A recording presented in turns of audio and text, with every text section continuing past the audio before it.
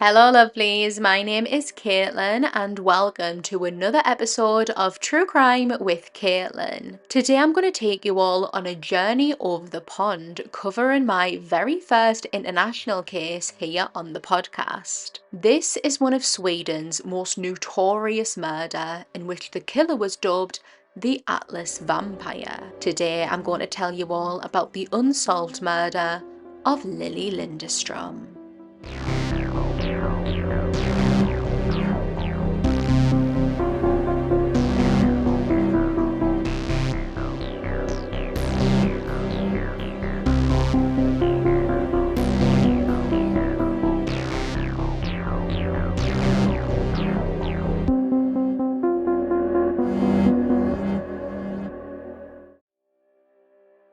Near the southwestern tip of Sweden lies Malmö, which is the third largest city in Sweden. Throughout this episode, there are a couple of Swedish words which I have tried my very best to pronounce correctly, but if I haven't done so, I apologise in advance. Here in Malmö resided Franz and Tilda Larsson, who on the 29th of August 1900 gave birth to their first child, a little girl they named Lily Elizabeth Larsson. 4 years later, Franz and Tilda continued growing their family. They would end up having 10 children in total, their youngest being born when Lily was 22. Growing up, Lily was described as a cheery girl who always managed to put a smile on your face. She had a knack for making people laugh and was very caring by nature. She married young, marrying a local merchant who gave her the surname Lindestrom, but their relationship didn't last long. They would eventually end up divorcing. With no husband, no children, and absolutely nothing holding her back, 22-year-old Lily decided to up and move almost 400 miles away, going to Stockholm, Sweden. At the time, Stockholm was somewhere that offered a lot of work opportunities with its booming industries. It was jam-packed with brand new bars and restaurants, there were all different types of interesting people, and it was just where all of the buzz was at the time. It remained like that for almost a decade, up until the crash of the stock market triggered the Great Depression. Suddenly people were struggling to live and make ends meet, crime rates began to heighten, and for many people all over the world this was a dreadful time, and Lily was no exception. She had begun struggling financially, and so in order to keep herself afloat and support herself, she began doing sex work in April 1931. Slowly but surely, Lily was able to get back on her feet, and in fact, she began to do really well for herself. She lived in a flat in the Atlas region of Stockholm, and I believe that the block she lived in at 11 St. Eric Plaza was relatively new. The flats inside here weren't luxurious by any means, but it was ample for Lily. They were small and dark, often consisting of 1 to 2 box bedrooms, a kitchenette, a small living room, and a private bathroom, which was considered an amenity, not a necessity at the time. Because they were newer buildings, they also came with central heating, which was perfect for the cold Swedish winters. Sometimes the temperature could drop right down to minus 20 degrees, so it was absolutely freezing. Lily's flat wasn't decked out with loads of extravagant furniture. She really only had the very basics, but it was enough for what a single young woman needed. Because she had been very careful with her cash, Lily was eventually able to splash out and treat herself when she wanted. She wore beautiful, expensive clothes, always looking her best. She really looked after herself. I guess this was part of her job really, because the more desirable she was, the more clients she would attract. Lily owned a radio, which was very rare because they were super expensive. This made her very popular within the apartment block, and she would also be the first person in the entire block that owned their own house phone. Because of this, she was nicknamed the Call Girl. Lily used having a house phone to her advantage. Sex work was and still is a dangerous job, as you never really know who the client is or what their actual intentions are. So now she has the ability to be contacted over the phone. Lily decided that she was no longer going to be standing in the streets or hoping to find a client in the back of a bar. She could arrange to have the clients ring her if they wanted to book an appointment with her. Now that she's quite comfortable financially, she's also able to be picky when it comes to clients, not accepting every Tom, Dick and Harry, and she was even able to not work for a couple of days if she fancied. So now she begins to feel a whole lot safer and in control with her work. Two other sex workers who also lived in her apartment block would use the phone for the same reason. Lilly was happy to allow them to do so, just because it was a bit more safer.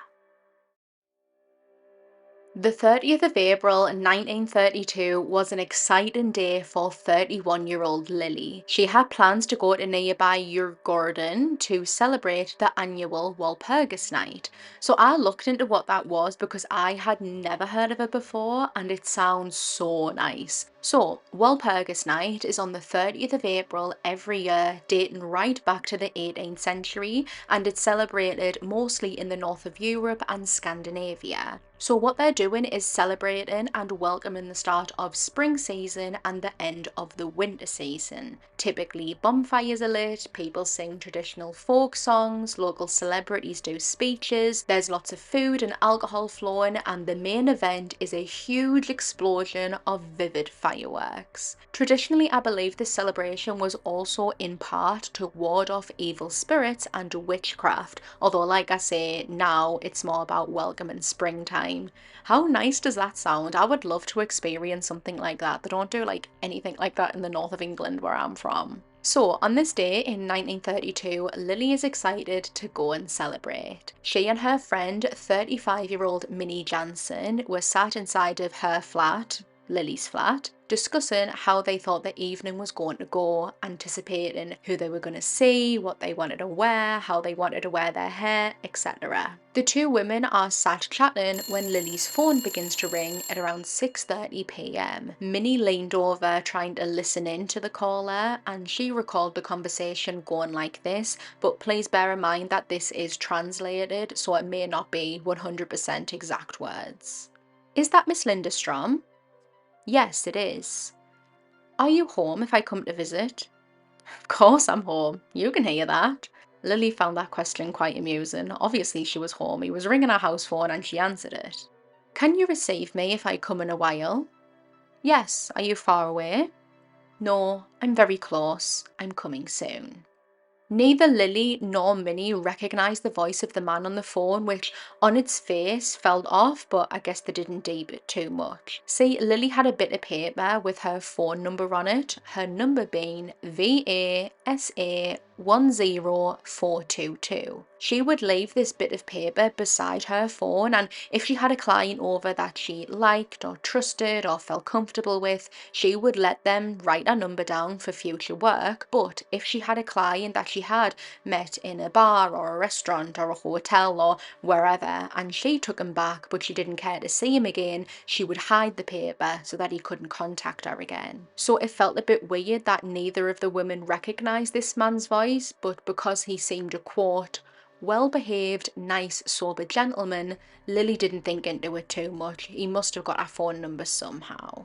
Minnie was also a sex worker, so she knew that now it was her cue to go so that Lilly could prepare for her client coming. She left the flat and took a stroll to a nearby shop to collect some milk before making her way back to the building. Minnie also lived at 11 St. Eric Plaza, but she was on one of the floors below Lilly. I don't know if she was directly below Lilly, but she was on a lower level than her. A short time after arriving back home at around 7 p.m, Minnie got a knock on her door from Lilly asking if she could borrow a condom. This was like a secret code that the women had made just to tell the other one that they were all right. Lilly confirmed that the client who arrived was the man who had been on the phone, and she seemed in high spirits. She was chirpy. Minnie recalls that whistling as she ascended the stairs back to her flat. Lilly would come back one more time, this time genuinely needing to borrow more condoms, and she was naked, bar a coat and some black boots.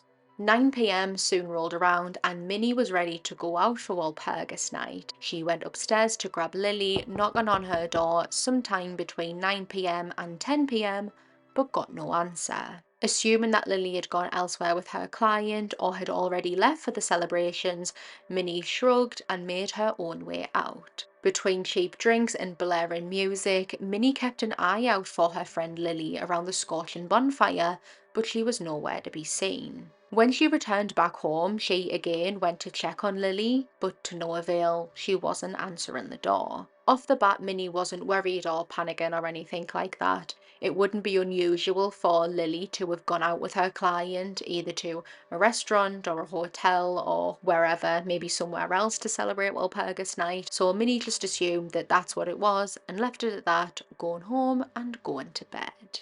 As the days went on, Minnie's concern did begin to grow. Lilly had dropped out of going to the Walpurgis night celebrations with her, which she was so excited for, and now Minnie hasn't heard from her or seen her in days, which was really unusual. Lilly was partial to popping in and seeing her friends and chit-chatting over a cup of coffee, especially if she had had an exciting night. Being a good friend, Minnie began to investigate. She spoke with the landlords of the building, a woman named Ruth Johnson and her husband. They said that they had seen Lilly on the 30th of April. She arrived to their flat, paying her rent for the upcoming month of May. She and Ruth sat, had a cup of coffee before going out to buy some flowers. Lilly had invited both Ruth and her husband down to her flat on that evening, as there was a special variety broadcast being broadcasted on the radio for Walpurgis night. So they were all going to sit, have a couple of drinks and listen to this while preparing to go out for the bonfire. Ruth and her husband were really excited for this. They didn't own a radio, so this was something that they had never done before. So they promptly arrived at Lilly's door at 9:30 p.m, which was their arranged time, but Lilly didn't answer. Presuming that she had already left or forgotten about their plans, Ruth and her husband just went back to their flat. Minnie then spoke to a man who I couldn't find the name of. This man was a mutual friend of the women, and he too had struggled to get in contact with Lilly. Finally, Minnie went to the flat of a woman named Emma, who, again, Emma was another mutual friend. Emma echoed what everybody else had said. No, she hadn't seen Lilly, and no, she hadn't spoken to her. In fact, she and Lilly had made plans for the 2nd of May, which by now had already passed, and Lilly just didn't show, which was really out of character for her. She very rarely ever cancelled plans full stop, but she had never ever just dropped someone in it in the last minute, especially without telling them. The group of everyone who I just mentioned made their way to Lilly's flat and brayed on the door, calling out her name, telling her to open up, but unsurprisingly, there was no response. Someone from the group had tried calling Lilly over and over and over, and she wasn't picking up. Again, this was unusual because really, this is Lilly's work phone. If she was for some reason wanting to ignore her friends, wanting a bit of space, she could ignore them, but why would she ignore a work call? Of course, back then, these are really old telephones, so there's no sort of caller ID, so Lilly can't look at the phone and be like, oh, that's Minnie ringing, I'm going to ignore her, and then be like, oh, this is a work call, I'll answer that. There was no way of seeing which was which. And so now, feeling like there was no other option, Minnie walked to the closest police station and relayed her concerns onto the officers. On the 4th of May 1932, Officer Nordstrom arrived to 11 St. Eric Plaza building to try and check up on Lilly to see what was going on. This is now the 4th day that no one has heard or seen from her. Officer Nordstrom knocks on the door and patiently waits. He presses his ear against the door and is met with silence. He leans down onto his knees and lifts open Lilly's letterbox, noticing that there's a light on inside. He tries a final time to knock and call out for Lilly, but when she doesn't answer, he proceeds to contact the fire department, who aid him in breaking the door down to get inside. Once the door is off its hinges, there is an eerie silence inside of the dark flat. Officer Nordstrom walks inside, past the bathroom, through to the living room, and that is where he would find the corpse of Lilly Lindestrom. Lilly was found lay on a ottoman. She was on her left side with her left arm stretched above her head, which was face down on the ottoman, and she also had pillows piled on top of her. She was found completely naked, bar the black boots that Minnie had saw her wearing. It was immediately clear that 31-year-old Lilly was dead. Lilly's body would be removed from the flat and sent for autopsy. District Police Physician Dr. Turnell found that Lilly had sustained 3 severe wounds to the back right-hand side of her head, which had caved in her skull. He believed that an instrument such as a pipe or crowbar or something similar in weight and length was the weapon used to strike Lilly. The fatal wound, which Dr. Turnell believed was the first of the three, stretched right from Lilly's temple all the way down to her neck. This would have killed her pretty much instantly. It was determined that Lilly had been struck from behind while in the middle of sexual intercourse. This theory came from a condom being found still inside of her body. After murdering Lilly, her killer would go on to ejaculate all across her. Maybe he got some sort of sick sexual thrill from it. Saliva was also present in several places on Lilly's body, predominantly around her neck, and shockingly, almost all of Lilly's blood had been completely drained from her body. How? Was a mystery. There was no puncture wound or anything on her body that showed how almost 5 litres of blood was extracted from her. Of course, she had the extensive wounds to her head, but those wouldn't cause her blood to completely drain. Back at the scene, nothing seemed out of place. This told the investigators that there was no obvious sign of a struggle, and that would line up with the theory that Lilly was unknowingly attacked from behind, that she had no opportunity to fight back. Despite Lilly being completely drained of blood, the flat was pretty much spotless. There was a tiny amount of drip blood which had already dried and a bloody tea towel found inside of the kitchen, but that was it. The amount of blood found from the dried drip blood and on the bloody tea towel wouldn't equate to how much blood that Lilly had lost. So how was the flat completely spotless? If you imagine inflicting an injury, usually blood can pour or spray or splatter, but again, Lilly only had the injuries to her head, no other ones to explain how her blood was drained, and nowhere in the flat showed which room or where her blood was drained. Or even really that her blood had been drained. I mean, looking at the flat, if you know that someone's blood has been drained, you could expect pools of blood on the floor or some on the walls or even more than just kind of little specks, but there was none of that. The only reason that we know Lilly's blood was drained was because of her autopsy. So how had the killer done this, something seemingly impossible? This question, which is still unanswered, paired with the saliva found around Lilly's neck, would later contribute to the theory that her killer was a vampire.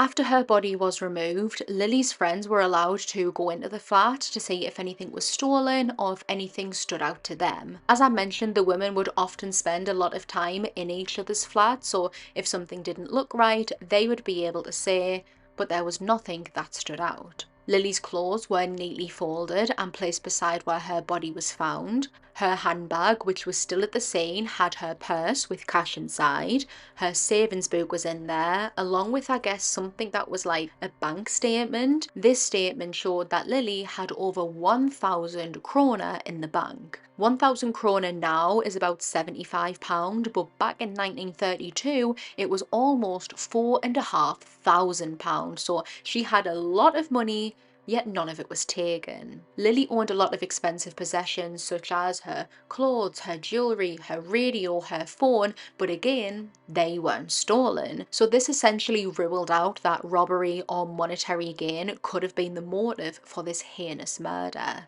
So what was the motive? Was it sexual? Was the killer a misogynist, someone who hated women? Was the killer someone who hated sex workers? Or was this yet another unfortunate case of a sex worker being killed while on the job? The murder weapon was never found and nothing was missing from inside the flat which resembled what Dr. Turnell believed the murder weapon could have been. So this told the investigators that the killer had brought it with him. This was a premeditated, targeted, cold, callous killing. 3 condom wrappers were found disposed of in a bin which were collected as evidence. They began to dust for fingerprints where they found probably hundreds. Lilly brought her clients back to her own flat where she considered safe, and sometimes this could be upwards or even more than 5 men per night. She often had her many friends over, and so it was simply impossible for police to 1. Collect and compare every single print that they found, and then 2. Determine which of the prints belonged to the killer. It would be Lily's address book that gave the police their first proper leads. She was very meticulous, keeping track of her clients, or her regular clients at least, their names, addresses, contact details, etc. So these were the men who police wanted to talk to first. They were able to track down 9 of the men from the address book, and these were all different types of men, ranging from CEOs to waiters to police officers. They were all completely different, having different backgrounds, different ways they met Lily, etc. All 9 of the men had no valuable information or anything that really aided police in their investigation, but at least now 9 of the men were ruled out as suspects. During door-to-door inquiries, investigators would be repeatedly told that tenants had neither seen or heard anything. Because it was Walpurgis night, it's safe to assume that many people were likely out and enjoying the celebrations. Ruth Johnson, who again is the landlord, would recall seeing several men coming in and out of the building, men who didn't live there, so this began the theory: had Lily accepted more clients? She did go to Minnie's twice, asking for more condoms. There were 3 packets found in her bin, but something that made this more credible was something that Minnie had noticed during their walk around the flat. She noticed that that bit of paper that Lily kept beside her phone with her phone number written down on it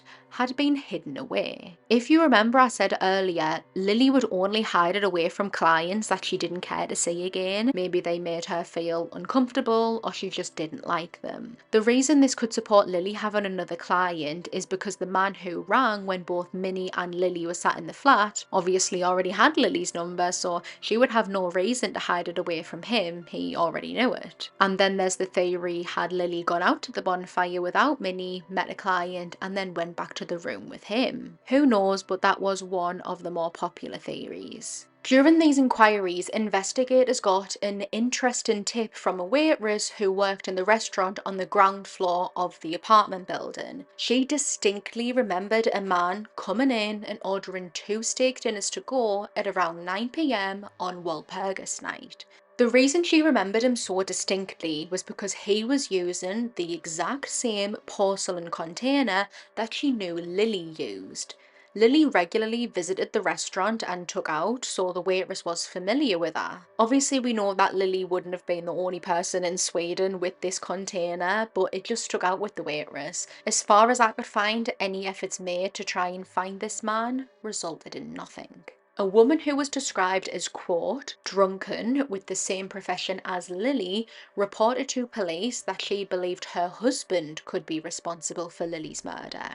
Her husband was a pimp known as Peterson, maybe that's his surname, and his wife said that on Walpurgis night he had came home covered in blood, but that he had made an obvious effort to try and clean it. Peterson was known to police and they arrested him and held him for 10 days till they were forced to release him. This came after one of his very questionable, shady business partners provided him with an alibi. Could this have been a possibility though? Could Lily have worked or previously worked under Peterson if he was a pimp? Could she have done something to upset him and so he retaliated in murdering her? 2 men that Lily was romantically involved with were questioned. The first was Ragnar Nilsson, who had an on and off, quite rocky relationship with Lily, would be ruled out, and the next man would be a waiter who I couldn't find the name of. Minnie told officers that Lily secretly really liked this waiter, and when she was drunk she would proclaim her love and attraction to him, but when she was sober she would deny and retract it all, and it just went in a circle like that. After her murder, the waiter's brother, who I believe was from Copenhagen, asked Minnie to send him over some details about what had happened. Police tracked down the waiter, who had a solid alibi. He had been playing cards with his brothers and some female friends,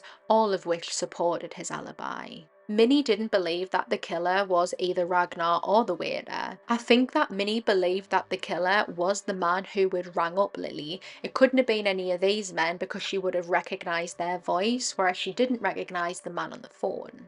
I didn't know whether to mention what I'm about to say or not because it was later determined to be unrelated, but I know that I like to know as much as possible about cases and I figure that yous do as well. So, on the morning after the murder, this would be the 1st of May, a woman who was sleeping inside of her flat, which is within Lily's building, was awoken by a young man trying to break into her storage closet. This woman screams in fear, and the man tries to cover her mouth to muffle her screams, but she was able to give him the slip and run out to the street calling for help. An officer on patrol heard the cries and raced to the woman, who led him back to where the attempted break-in was, but by now the young man was long gone. This woman would describe him, saying that he couldn't have been any older than a teenager and that he was wearing a suit minus a hat and coat. There were a handful of reasons that this attempted break-in wasn't linked to Lily's murder. Firstly, this young man is trying to break into a storage closet, probably to steal whatever is inside, yet Lily's killer had left behind loads of expensive stuff.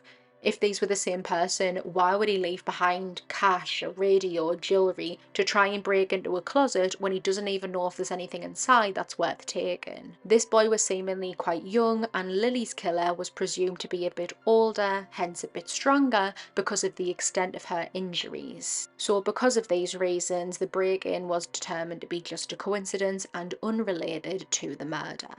6 weeks later, there would be a discovery that completely changed the case forever. Outside of the apartment building, there was a ladle, like the one you'd use to scoop up some gravy and put on your dinner. This ladle was found disposed of outside of the apartment building, and it had a reddish-brown stain on it, something that resembled blood. Once the press got a hold of this, they started to claim that this was the murder weapon, that the killer had drained the blood from Lily and used this ladle to drink the blood. Shortly after, the killer would be dubbed the Atlas Vampire.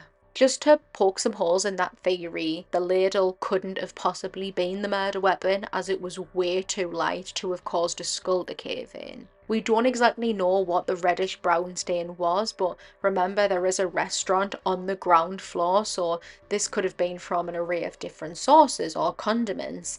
Maybe the restaurant had chucked out the ladle and it fell from a bin or whatever, and that's how it got to the outside of the apartment building. The newspapers, though, weren't letting go of the idea that the monster who had murdered Lily was a blood-sucking vampire.